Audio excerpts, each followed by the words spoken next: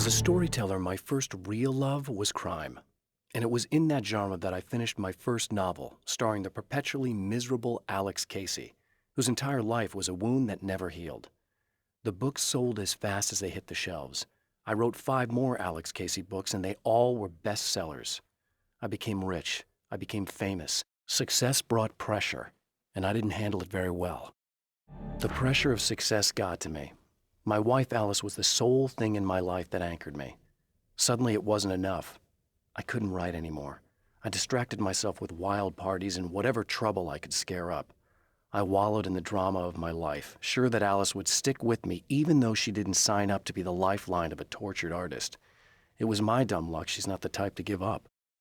I've seen the enemy, and it's me.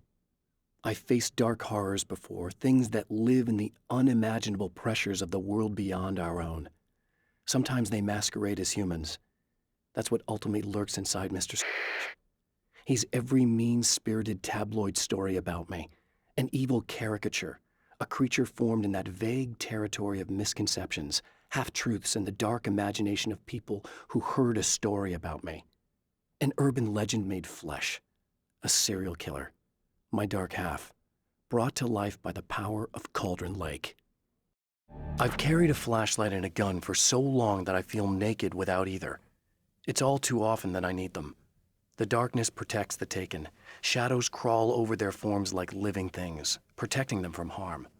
Blows that would injure or kill a human outright mean nothing to them as long as the darkness persists. But light makes them vulnerable.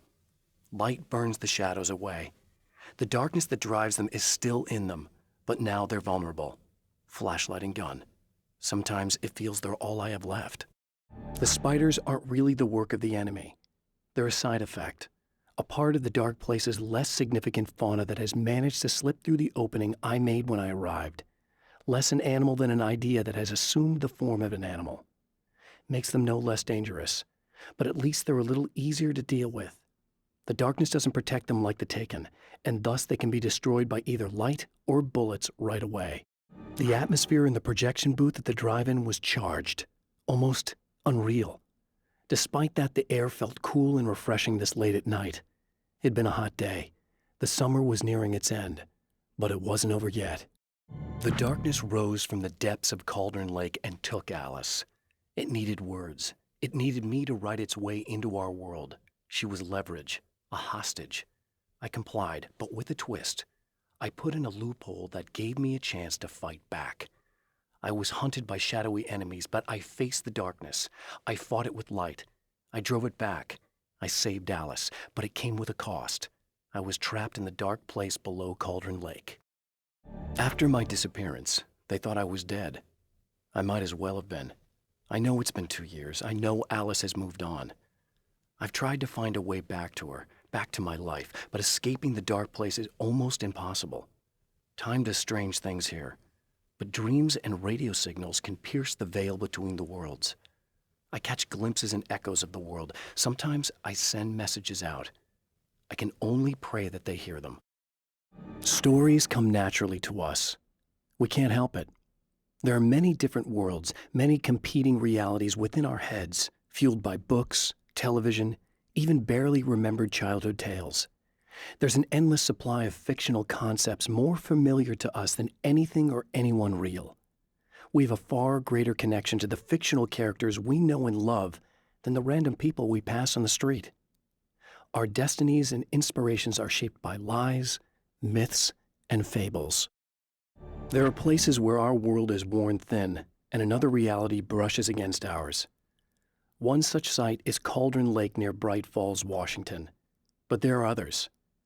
That other reality is dark, vast, and malleable, always in flux.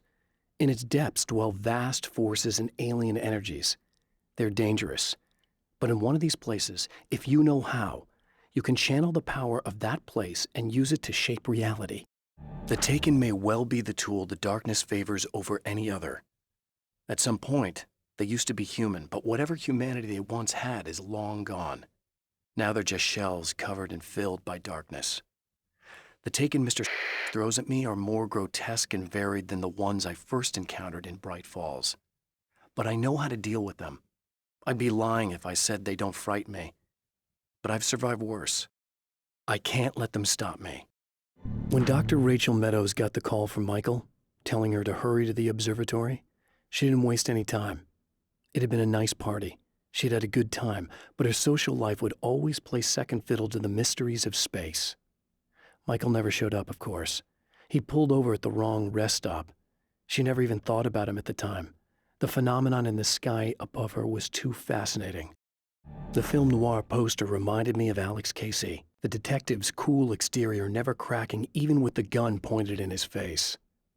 In the back room, all the lights had been turned off, except for the lone spotlight which illuminated the bright red fire extinguisher on the wall. This act of creation is exhilarating and frightening.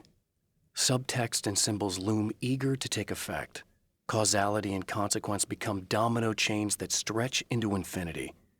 The more fundamental the change, the more unpredictable the variables become. Reality is too complex to control completely. Ordinary questions become meaningless. Who created who? What is really real? Everything is as real as everything else. You learn to let go of the things you can't control and go with the flow, or go insane.